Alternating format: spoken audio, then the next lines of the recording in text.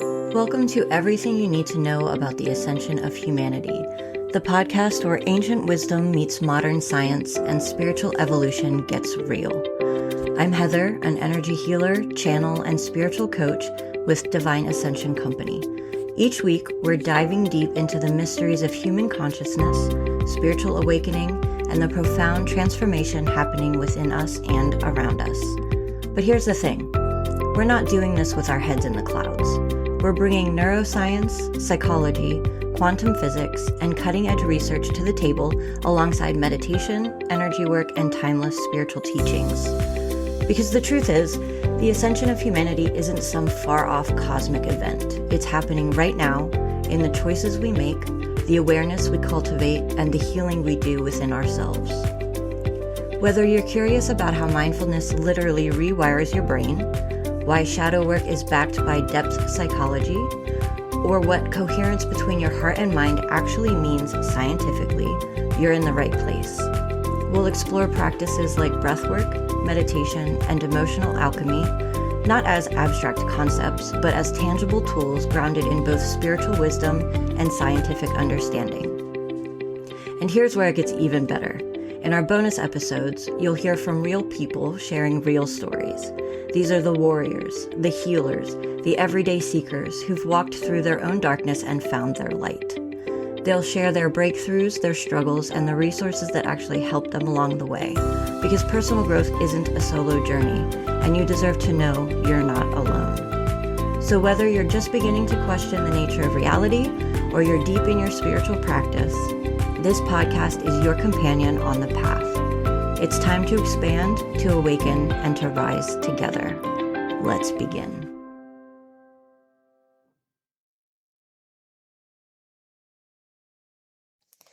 Today's guest was once misdiagnosed during a spiritual awakening, given electroconvulsive therapy in an asylum, and sent home labeled normal. He spent the next 15 years in a self-destructive spiral before he found his way to personal development work, eventually earning a PhD in spiritual counseling and building a 25-year career helping people through exactly the kind of chaos that he'd survived himself.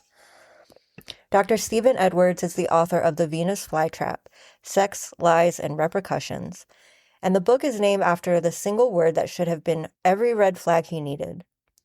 This conversation walks through one of the most intense, destructive relationships of his life, and one that inspired the book, yet somehow makes you laugh through most of it, which is very much on purpose. We get into what it actually means to believe that everything happens for you rather than to you, even when someone has just cut every piece of clothing you own to shreds. We talk about possessions and identity, about losing yourself entirely inside a relationship and having to rebuild from nothing, and about the difference between forgiving someone and just handing them your power. This one is funny, raw, and unexpectedly moving all at once. Let's get into it.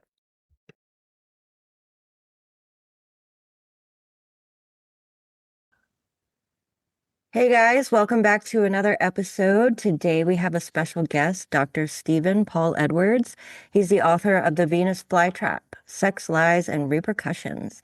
And I'm really excited to hear about this book, as well as your background in spiritual counseling and being a speaker, because it's something I aspire to do as well. So I'm really excited to have you here and to have you speak with my audience and share a little bit of your story. How are you doing today?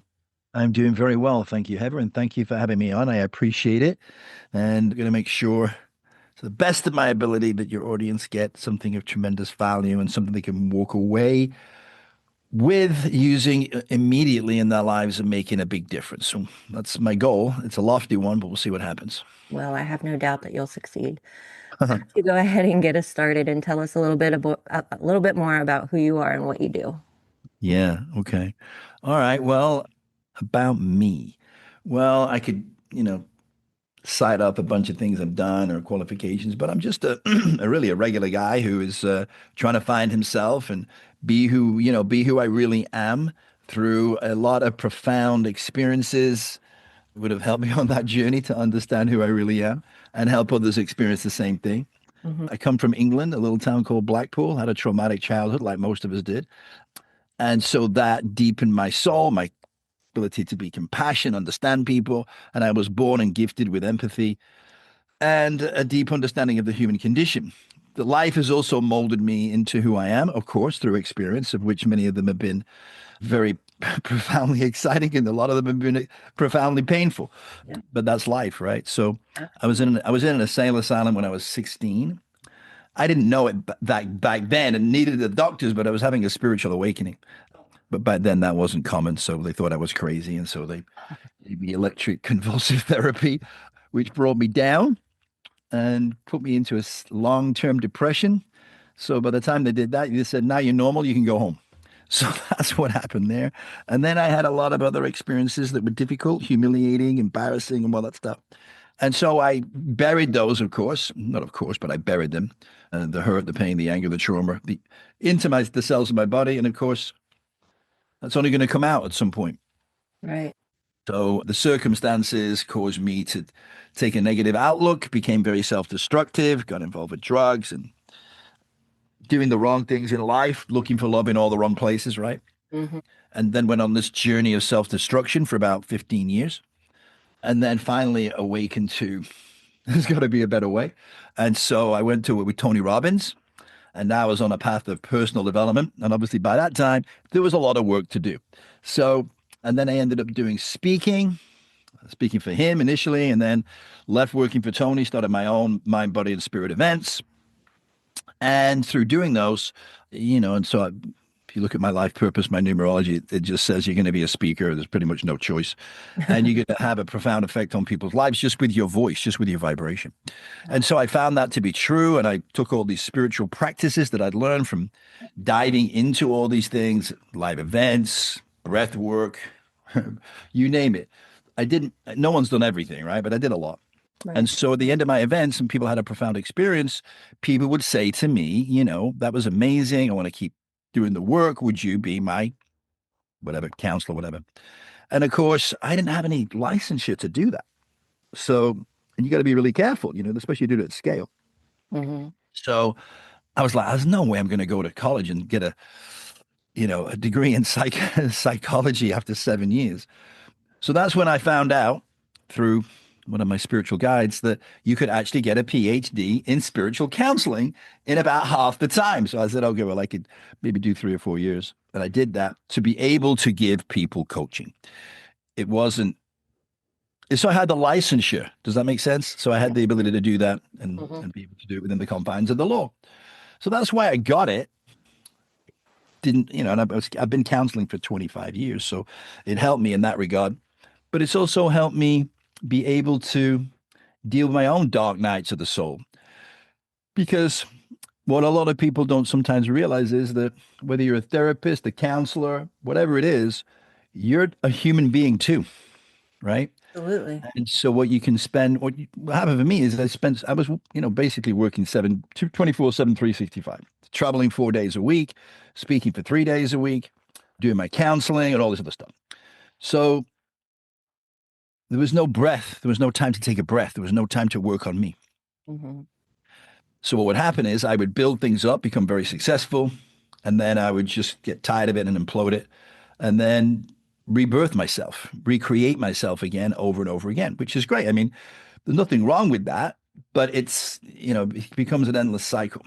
So anyway, so I was going through breaking down my life again, destroyed everything, just coming out of my 4th marriage.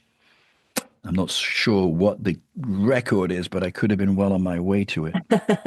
Anyway, so I came out of that and I was just tired, Heather. I was like, again, hit the wall, burned out.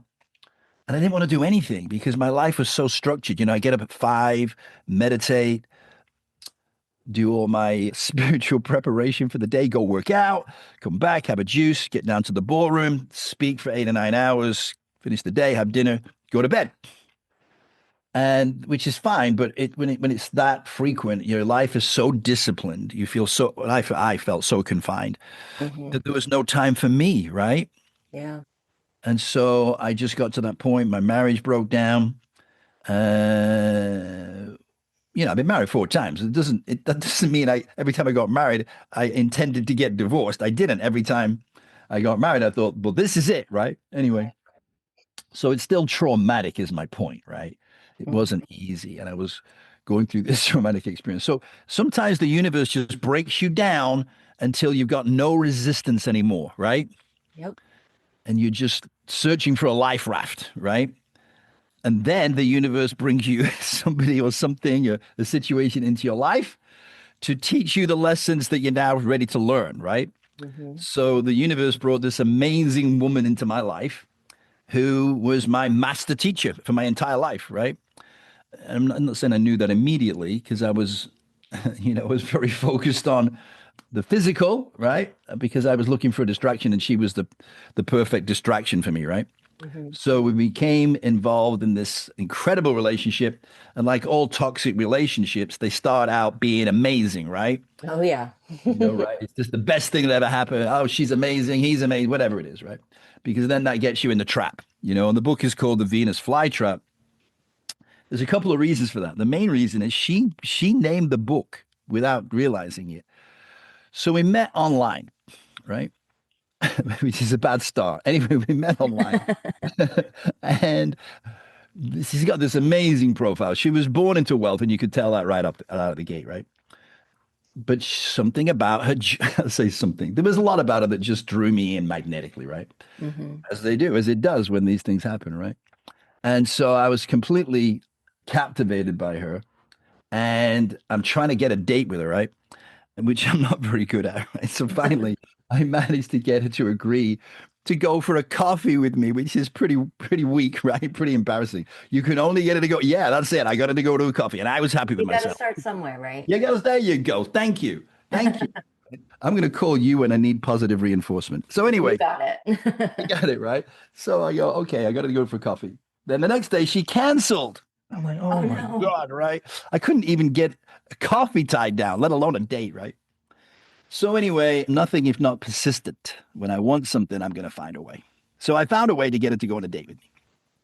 So then I'm thinking, I'm not going to let her cancel again, right? I'm going to make sure I tie this date down. All right. So I make all these crazy arrangements, which he goes through in the book, which are hilarious, right? Everybody's looking at me like I'm a maniac, right? So hang on a second. This is your first date? Yeah. I've never seen anybody do this. Has been married for. I know, but anyway, I'm not letting it. I'm not going to take any chances. So at one point, before we go on the date, we're texting backwards and forwards, and so I said to her, yeah, everything's arranged. It's going to be amazing. Gonna have a great time. I got the restaurant. I got a cabana on the rooftop. It's going to be great. By the way, what's your favorite flower? And she texted back, bird of paradise. So I like to joke around, right?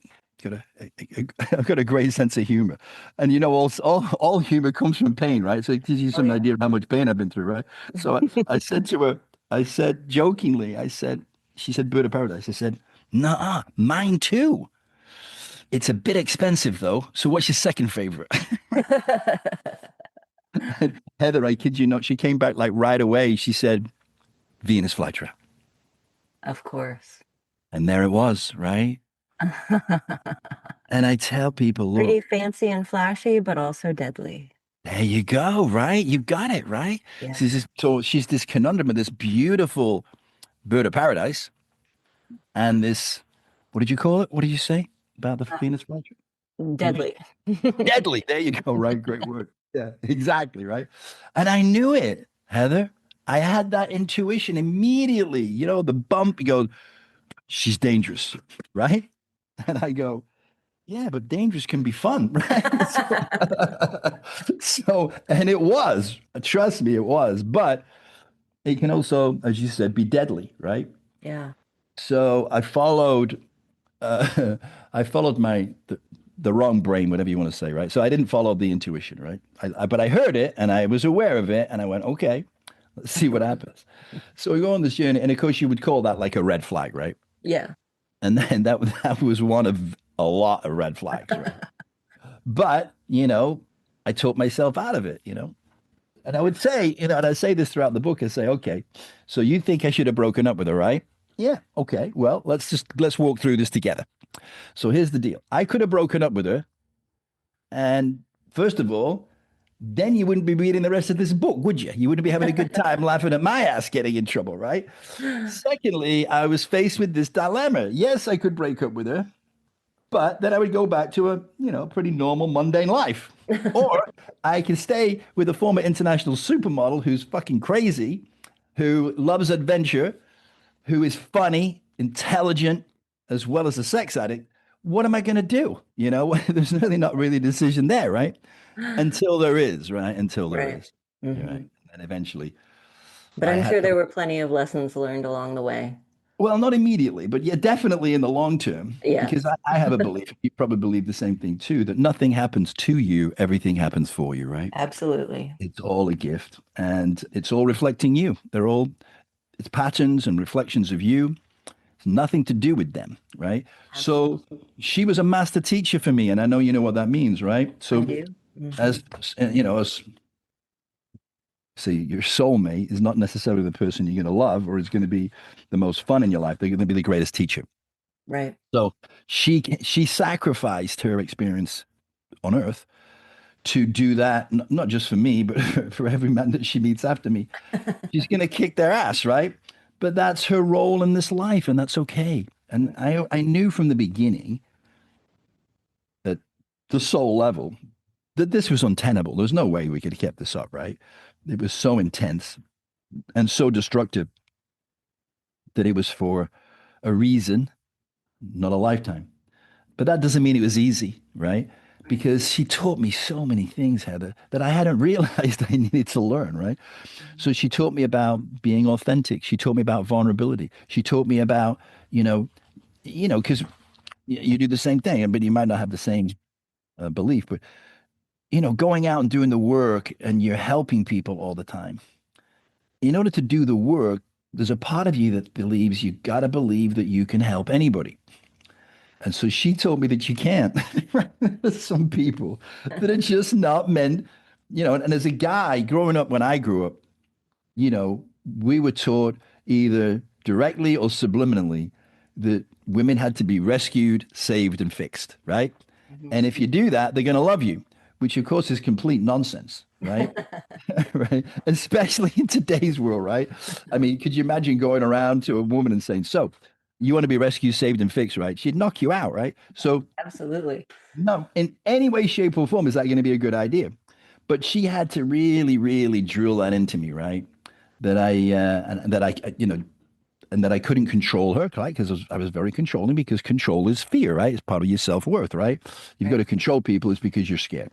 So, and that was part of the hilarity. It's hilarious. The book is so freaking funny in parts, right? Because I got a sense of humor, right? I can laugh at myself, and it just is funny. Just the situations are funny. So by doing that and taking ownership of my side, and I did take ownership during the time because she would do crazy things, but then I would say, okay, what was my part in it? And I go, okay, well, I did do some things that might cause someone to do crazy stuff, right? Which also helped me justify staying in the relationship because things would happen that was so unbelievable that you get to the end of the chapter, you go, okay, well, that's it. I guess it's over. And then you start reading the next chapter, and they're back again. How the hell get back again, right?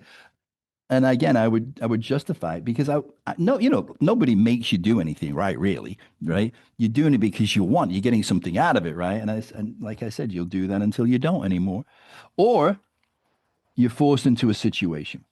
So Hmm. there's part of me that would say, because I tell everybody my background in personal development, working with Tony Robbins, PhD in spiritual counseling, and they go, wait a second, hold on a second. Now, was this before this happened or was this after it happened? Right? No, no, it was before. What? How could you go through all that and then have this crazy experience? I go, well, sometimes you have to forget who you are to find yourself, right? To Hmm. find your truth and find your authenticity. So, Absolutely. yeah, all that went out of the window, right? All that went out of the window to a large degree, anyway.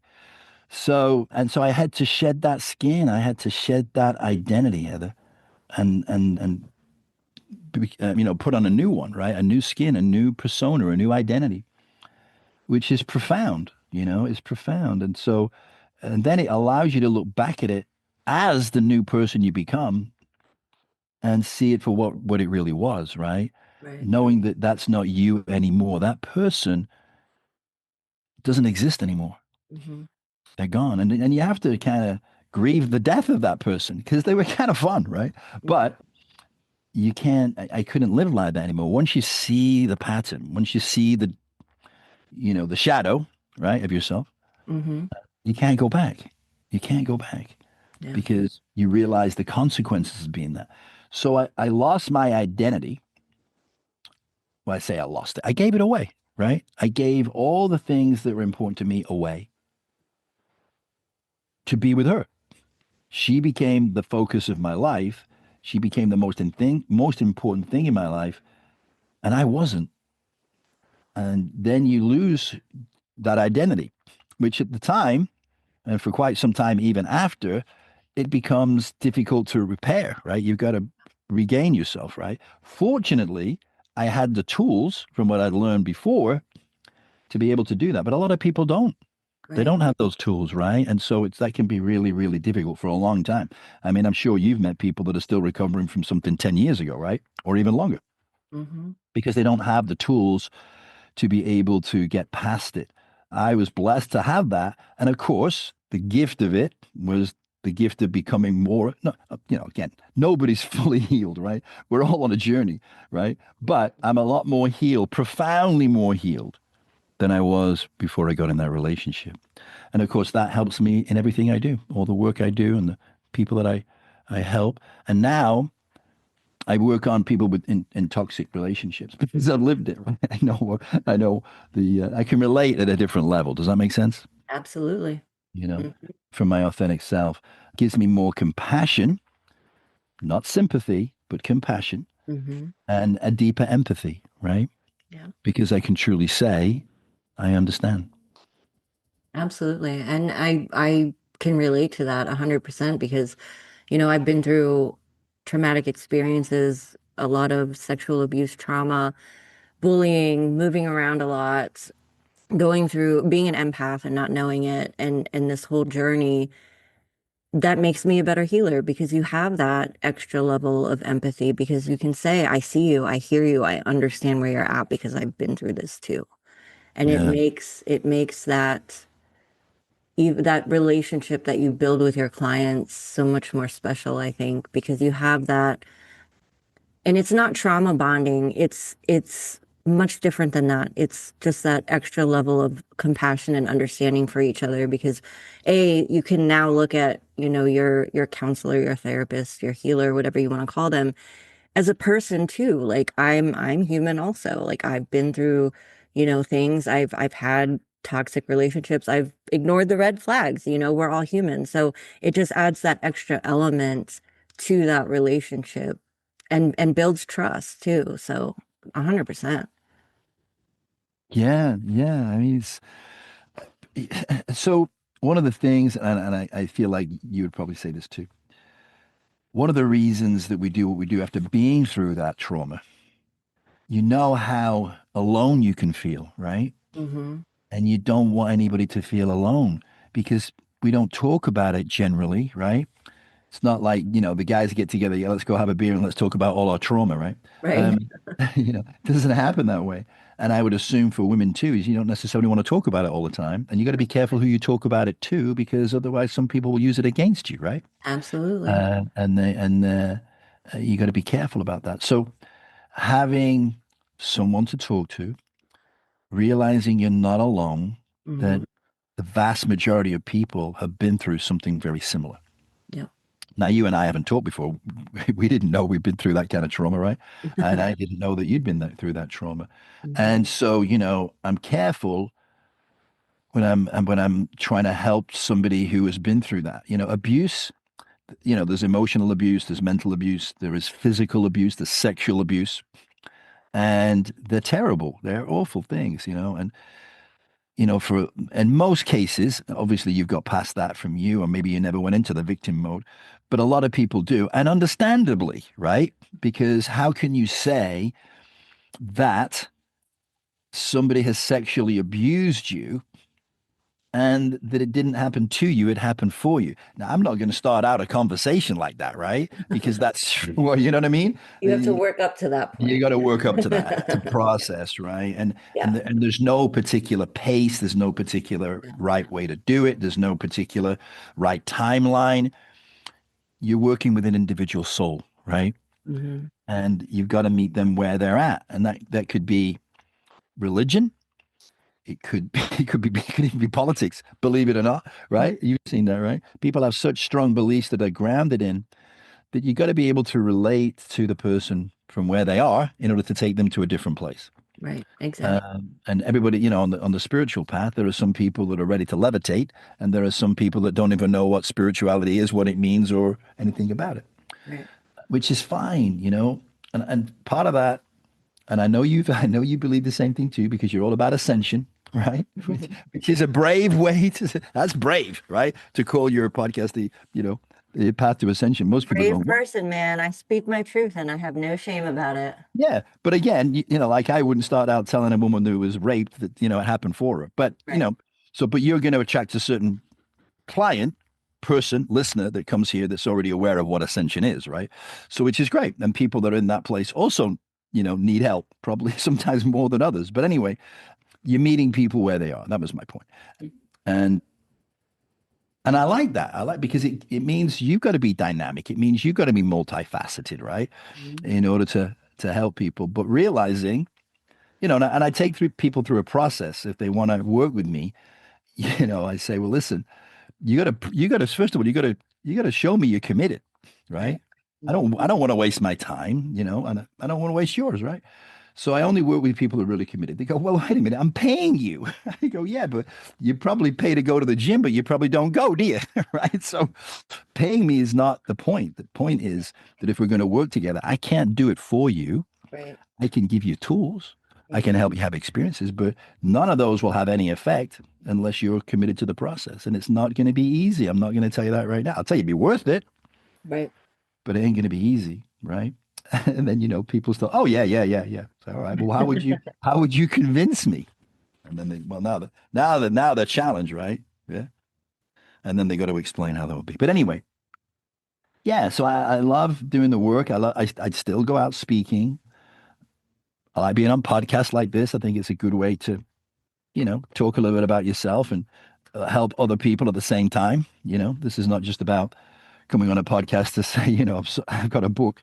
It's also in this process, you and I together, there's going to be people that listen to this that also get a shift as well. And that's great. That's what it's all about. Mhm. 100%. That's amazing. And it's interesting because I want to go back to that, everything happens for you, not to you, because it is, I truly 100% believe that. And even though I've been through a lot of traumatic experiences, I talk about this a lot with people, and it's all about your perspective. It's all about how you look at it. Everything that we go through is an opportunity to learn something. And so going through those experiences, even though they were traumatic, they helped me learn how to hold healthy boundaries. They taught me how to work on my self-love and my self-worth. They taught me how to protect myself from letting this happen again. They taught me to have forgiveness and compassion and understanding for that other person, because just like you said, with your little fancy and beautiful but deadly relationship there, that person we all choose our life before we get here. We all choose the lessons that we want to learn. And that person chose this lifetime to do these things for not only their own soul growth, but also for yours. Yeah. So, I mean, nobody wants to be like, okay, I'll come in this life and be a serial killer or a serial rapist or, a drug addict or a thief or whatever. Like, nobody intends for that to happen unless there's a specific purpose. And typically it is because they are actually trying to help you learn those lessons that you want to learn. This is Earth. This is the hard school. This is where we come to get down in the nitty gritty. And this is where we can come and experience those things to learn those hard lessons and to make them stick for our growth. So when you finally work through the experience, the emotional part of it, the mental part of it, doing those perspective shifts and breaking those patterns intentionally, you can get to that point where you can look at everything differently. And it has completely changed my whole outlook on life, on how I, interact with my environment, how I look at people, how I, that whole non-judgment thing and detachment thing, like it all ties together, and it is a journey. It takes work, it takes consistency, and you actually have to want to change and take it seriously, or else you're going to find the universe will continue to test you to see if you fall back into that old pattern or that old way of thinking. And so you have to really make sure that you're in full alignment with your words, your actions, and your beliefs. Because if you're not, it can be so easy to go back to that old pattern. And that victim mentality is so tempting because then you're just like, I give up. This, it's not my responsibility. This happened to me. But you're the one who controls your life. You're the one who has control over your reaction to a situation. Don't give that traumatic experience power over you. Take your power back and do something about it for yourself, if for nothing else. Did you ever read the book The Little Soul in the Sun? No, I haven't. Oh, you got to read that. It's an old book, so you probably wouldn't have come across it. It's by. Do you ever hear of Neil Donald Walsh? No, uh-uh. He, all right, these are good books. If you have, not that you probably don't have a shelf of books you're going to read, but I know that how that works, right? But he wrote a series of books called Conversations with God. I have heard of that. Okay. Yeah, yeah, they're amazing, right? And he really did have conversations with God. When you read it, you go, yeah, that's for sure. Anyway, my point is, during those conversations, part of the conversations was God tells his story in the book.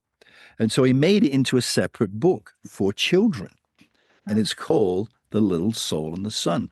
And it just, in a few pages, explains exactly what you and I have been talking about. wow. That we come down here with other souls that have chosen to give you the experiences you have asked to have in this life. Because obviously, in our spiritual core, we're all fully enlightened, right? There's nothing to learn, right? We come down here forgetting those things Right. so we can have experiences. You couldn't have the experiences if you didn't forget.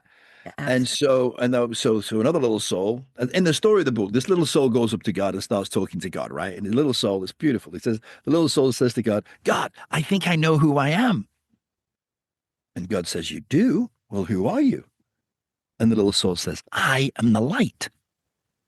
And God says, yes, that's right. You are the light. Hmm. The little soul feels good about itself, right? So then it says, well, what am I, what am I not? And God says, well, what you're not is darkness. Hmm. Hmm. All right. So the little soul says, well, I'd like to go to Earth and I'd like to experience something. Okay. Well, there's a lot of things about yourself that you could experience. Which part of yourself would you like to experience? And the little soul says, part of myself. What does that mean? Well, you could be angry. You could be upset. You could be loving. You can be kind. You could be forgiving. And the little soul says, I want to be forgiving. Would that be good? So God says, oh, yeah, that'd be good. There's just one problem, though. And the little soul says, what is it with all these problems, right? So he says, you're God, you think of something. So God says, well, the only problem is there's no one to forgive. And the little soul says, oh, that sucks, right? So, now it knows what it feels like to feel sad, right? So just at that moment, another little soul pops up and says, I will do something for you to forgive me for. And the little soul says, you would?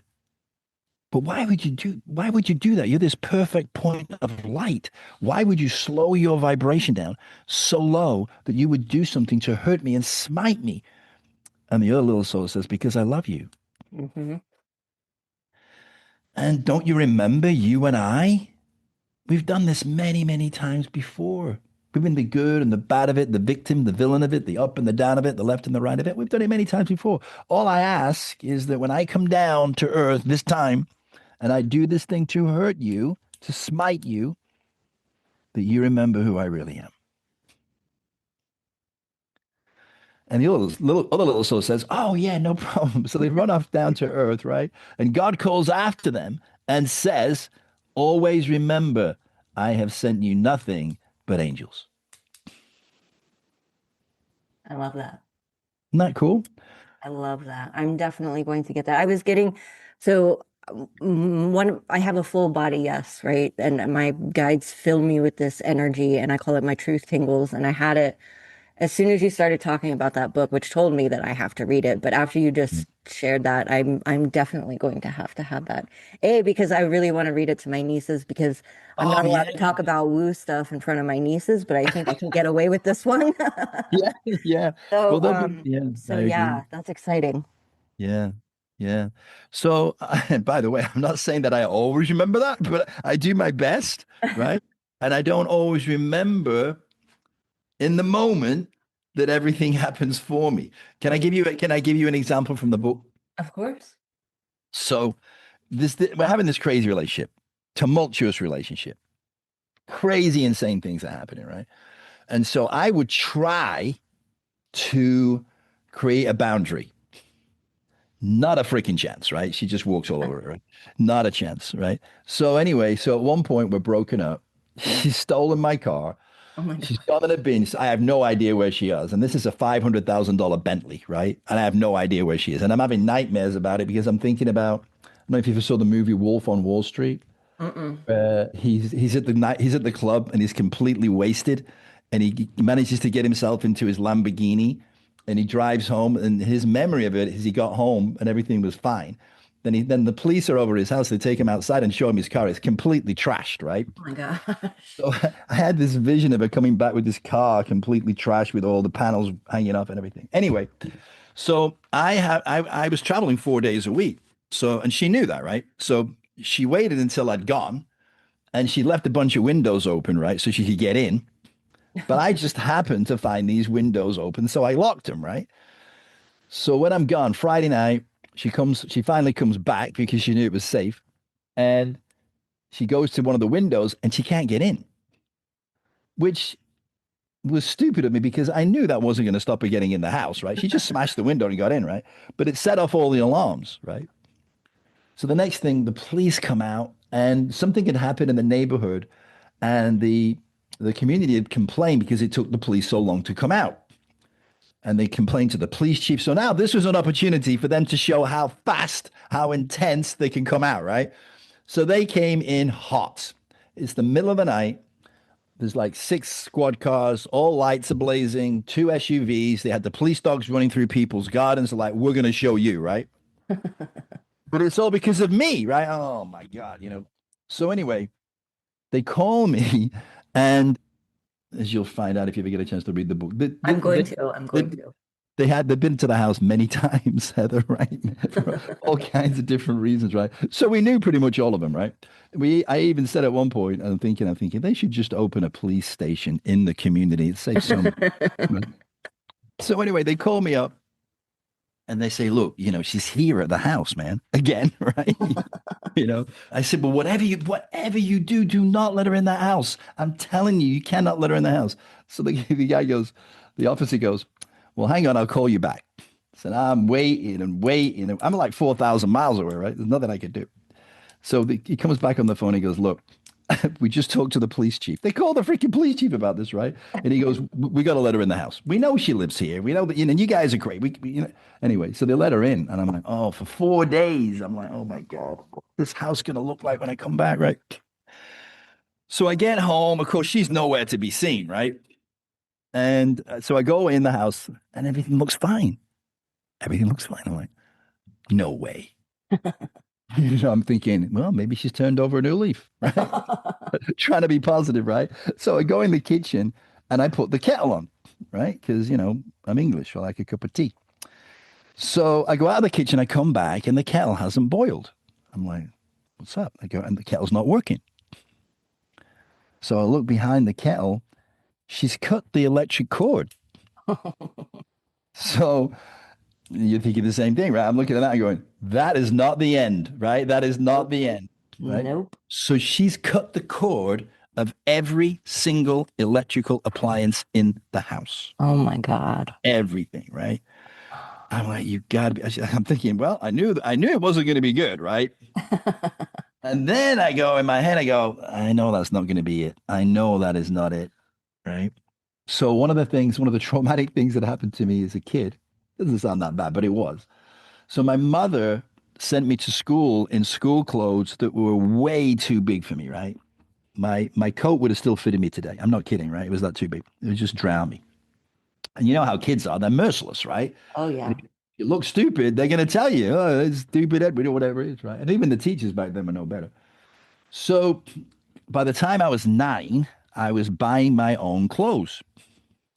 And so clothes became very important to me because they were a point of humiliation, right? Hmm. So clothes became very important to me.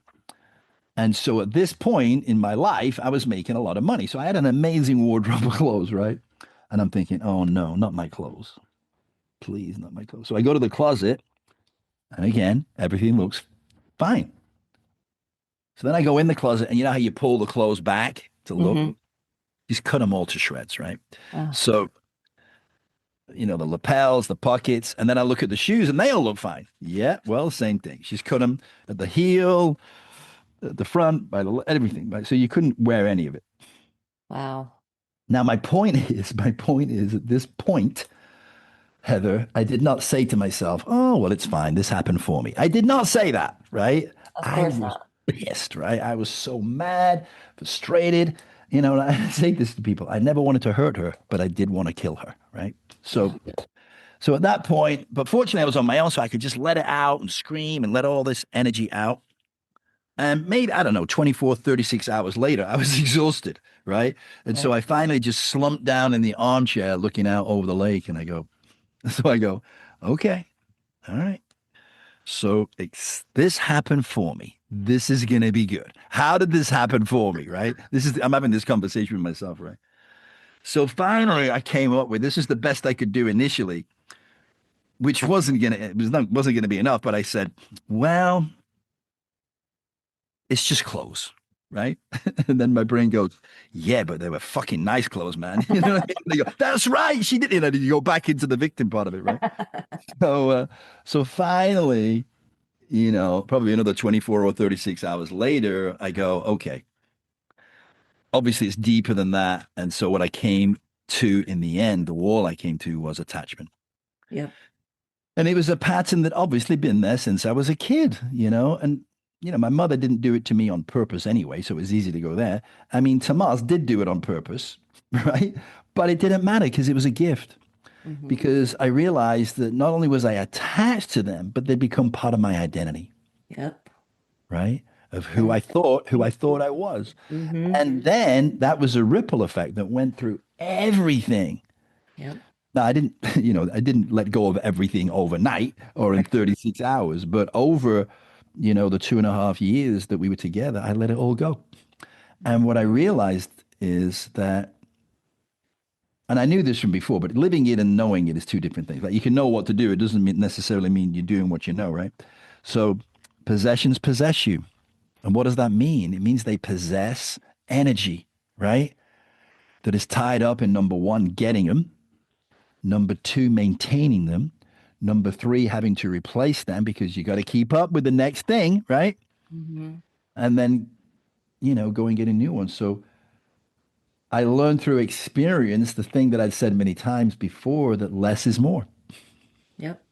You know, you don't need that stuff, and it becomes such a weight around your neck. Like every month before I even did anything, I had a $40,000 nut around my neck, right? So now you got to go. Now you feel like you have to go do what you're doing that you used to do because you would have done it for free. Now you have to do it because now you have to make the money. It's a trap, right?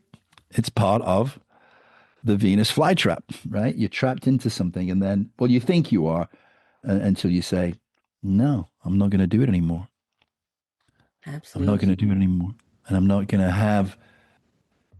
I mean, you can tell from the story in the book. I mean, I loved her, right? And I still love her, right? I'm just never going to have her in my life again, right? This is never going to happen, right? And then people would say to me, Heather, they'd say, "So what do you think? Are you over it?" And I go, "I don't know." They say, "What do you mean you don't know? How could I ever know unless I'm faced with the same situation again?" Right. You can easily get out of being in a relationship, but that doesn't mean you're healed, right? Right. Doesn't mean Hmm. you're over it. So I'll only ever know if I'm faced with that situation again. So, and you're right, writing this book, I'm thinking about her the whole time, right? And I knew when I'm writing this, I'm thinking, I am thinking about her way too much. She's going to be back, right? I know for sure she's going to be back. And of course, she came back, but I wasn't interested. She tried to reconnect with me again, and I wasn't being mean. I was just being honest. Hmm. And I didn't want it. I don't want to be in that. And it's not who that person was then is not who I am now. Yeah. Good It's for just you. not who I am anymore. And she's not who she, well, maybe she is, I don't know. But I'm not who I was, and that's what's important, right? Important for me. So yeah, quite a journey. But I just wanted to give an example. And yours is much deeper than mine. Although although I was physically abused in the relationship. And when you're in that, when it happens to you, not on the scale that you were, but when somebody hits you, strikes you, and hurts you physically, and you can't do anything in return, it's you feel violated. Absolutely. You feel violated. And I thought, God, I can't imagine. I never thought I would say that, everybody's different. So there's different levels of abuse and there's different levels of feeling violated. But I felt violated. And I even say in the book, it sounds stupid for a guy to It- say I felt violated, but I did. yeah. I did because I couldn't do anything back, right? I mean, I'm going to hit her, right? And so I've thought about that. And I think, well, a lot of women would say that, right? I'm not going to hit the guy, right? So anyway, that was that. But then I met someone who was in an abusive relationship, and she finally stood up to the guy and said, "Yeah, go on, hit me, you woman abuser or whatever it is." And she looked at him like so intensely, he stopped and he didn't do anything. And I said, "You know why, right?" She said, "Why?" I said, "Because there was no need anymore. You'd broken the pattern, Hmm. right? And so there was no need for it anymore." So, when you break a pattern, though, and you just said this, I was listening, you're going to be tested. Yep. Have you really healed? Will you let that come back in your life again? And that's not a punishment, it's an opportunity. It's just to help you know that you have healed, right? Absolutely. You don't go back into it. So, yeah, it's been amazing. But I think you also say in here, right? Awareness and growth. It's not necessarily going to be pretty. It's No. not going to be easy. Nope. It's not going to be peaceful, Nope. right? You're going to do things that you're probably going to regret in a way. You think, that's not me, but yes, it is. And the fact that you would say that's not me is saying you have judgment on that, Hmm. right? You're not prepared to do that. So, anyway, it's an amazing journey. And like I say, that belief has changed my life. And I've, used it with people and it changes their life too, along with other things. But Right. if people ask me what's the single most important thing that you feel has turned your life around, as simple and easy as it sounds, I would say believing that nothing's happening to you. You're creating it. You're creating it with, you called it words, actions, and beliefs. I call it thoughts, words, and actions. Same thing, right? Same thing. You just draw it in electromagnetically. And I think once you realize that it's and I say see with your real eyes, and Hmm. you realize are your feelings, not your eyes in your head. If you feel your way through life, notice your feelings, they will give you insight, second sight into what is really going on. Yeah. So, but electromagnetically, you're bringing it all in. And, you talk about the dark side. We all have a dark side of our nature, right? It's part of Hmm. being human. But once you can embrace that and accept it, then that's a healing that's profound, right? And then you can accept it in other people, right? Right. And you're not left with judgment. You're left feeling like, well, yeah, I can relate because I know I've done this, that, or the other, right? And that's something that I wouldn't want to say to people before, right? Or even admit to, or even maybe be afraid of people finding that out about me, right? Because how would they perceive me then, right? But the beauty of writing this book and what do they call it? Spilling the tea, right? Letting it all out there, there's nothing really left to say, Right. you know? And so that gives you an incredible freedom. And I say to people, listen, if you're afraid of it coming out, it's going to come out. And I would say to you, it's better than it comes from you Yep. than anybody else, right? Hmm.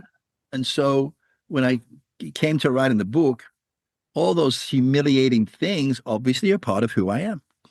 And they're part of the patterns that I created that I needed to heal. So, I didn't do it frivolously. I didn't do it just to say something. I did it because it was part of me, part of who I'd become was part of those patterns. And so, but hopefully, again, by letting that out and sharing that, it will give other people the courage to do the same. And Absolutely. it's going to be scary. It was scary for me. But on the other side of that fear is who you really are. Mm-hmm. It's what you really want, you know? Yep. And it's so empowering too when you finally do have the courage to tell your story. Like I'm working on my second book right now, and it's all about it's about ancestral healing and breaking generational curses. But Yeah. in that, I share my full journey of all the lifetime of sexual trauma and abuse and tell it unfiltered, no, holding back, how different forms of abuse look very different and it's all valid and it goes from, self-abandonment and not having healthy boundaries to, the traumatic aftermath of dealing with something when you're a child and it goes through the whole arc and how this is important to heal this pattern for not only myself but for the generations before me that this is a recurring pattern in my family line. So Yeah. it's a very powerful thing, but to be able to tell, like I was talking to someone the other day and they were talking about their traumatic experience and I was like, listen, if that person who violated you didn't want to be a part of your story, then they shouldn't have fucking done it. So guess what? This is your story. They chose to be a part of it. That's the character they chose to play. You are the one who has the power to share your story however you want to, as long as it's truthful from your perspective. And it's empowering, it's freeing, it's, liberating, and it takes a huge weight off your shoulders. And like you said, it's better that it comes from you than someone else because we all look at experiences through our own lens, our own beliefs, our own experiences. And so the story, even though you both were there, could look very different coming from two different people. So it's better that it comes from you. Exactly. Yes. Yeah. No kidding. Right. Yeah. No, and it is, it's your story, Right. it doesn't have to be their story, and you're right. And if she wrote the story, it would be a lot different. Right. Mm-hmm. But it I'm sure doesn't it have, would be. I guarantee it. Right. Yeah. In fact, I already know because when I didn't communicate with her, suddenly, first of all, when she's communicating with me, it was, because she wanted to get, you know, you just read the book and you're going to know it's going to be a series and a movie, right? You just know. And so she knew instantly. She got the book. I don't even know where she got the book from, but she got the book. And she said, I want part of the royalties when it goes on Netflix. That was pretty much her opening, right? So anyway, they just told me, yeah, she hasn't changed. She's not changed, Wow. right? And so when I didn't respond, then she starts contacting people that have been on that podcast and she's saying this isn't true. I was his sex slave. I'm like, what the hell, right? Wow. But it didn't shock me. And I didn't have to contact anybody. I didn't say anything. And if I'd given it energy, it would still be happening. Mm-hmm. But because I gave it zero energy, it's just gone away. Yep. Gone away. Yeah. Amazing how that happens. It is amazing. So why don't you tell us where we can find your book and if you're doing you said you're still helping people and speaking, so why don't you go ahead and give us all the juicy details? Oh, the juicy details. All right. Well, I think the girls sent you a couple of links, right? One is to Yes. the first three chapters of the book for free.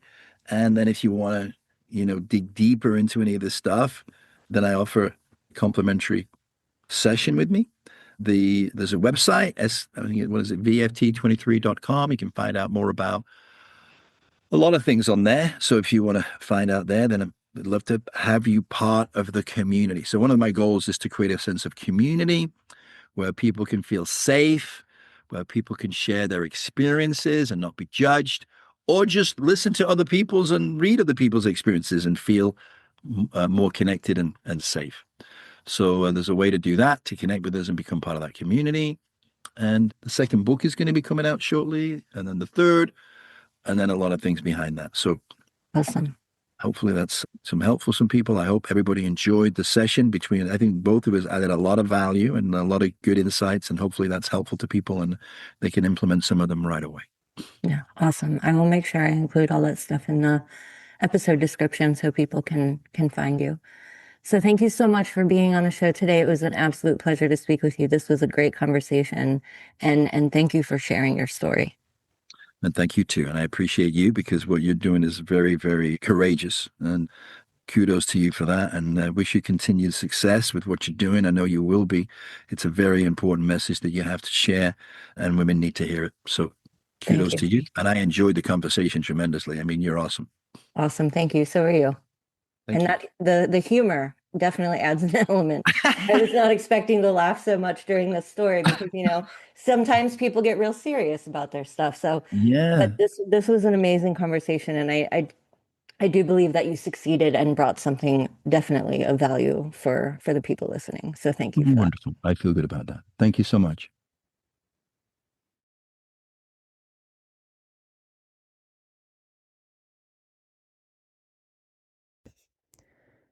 If this conversation sparked something in you, I want you to know that spark is your soul talking. Come find me at divineascensionco.com. There's a whole new home there waiting for you. Services, resources, and a community of people who are done playing small and ready to remember who they actually are. I'll see you there. Until next time, keep ascending.